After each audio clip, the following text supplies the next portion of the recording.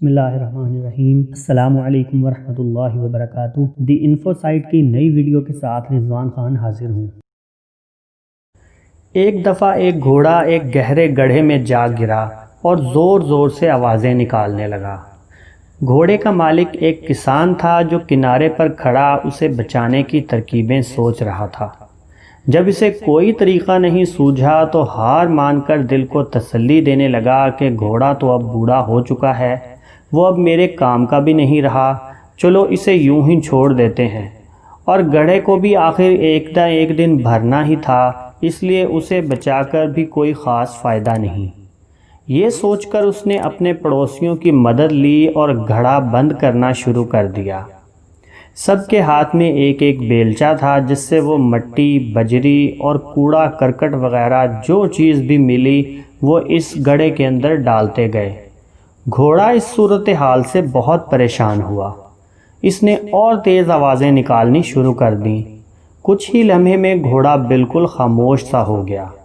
جب کسان نے جھانکا تو یہ دیکھ کر حیران رہ گیا کہ جب جب گھوڑے کے اوپر مٹی اور کچرا پھینکا جاتا تب وہ اسے جھٹک کر اپنے جسم سے نیچے گرا دیتا اور پھر گری ہوئی مٹی پر کھڑا ہو جاتا۔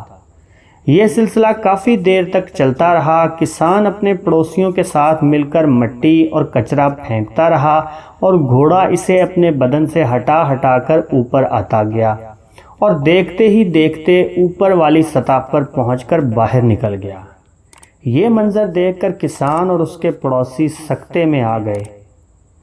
زندگی میں ہمارے ساتھ بھی ایسے واقعات رونما ہو سکتے ہیں کہ ہمارے اوپر کیچڑ اچھالا جائے، ہماری کردار کشی کی جائے، ہمارے دامن کو داغدار کیا جائے، ہمیں طعن و تشنیع کا نشانہ بنایا جائے۔ لیکن گندگی کے اس گڑھے سے بچنے کا طریقہ یہ نہیں کہ ہم ان سب غلاظتوں کی تہ میں دفن ہو کر رہ جائیں، بلکہ ہمیں بھی ان بیکار کی چیزوں کا مقابلہ کرتے ہوئے اوپر کی طرف اور آگے کی سمت بڑھتے رہنا چاہیے۔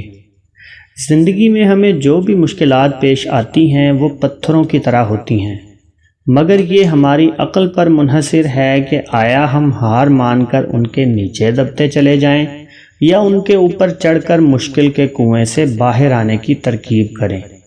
خاک ڈالنے والے ڈالتے رہتے ہیں مگر پرعزم انسان اپنا رستہ کبھی نہیں بدلتا۔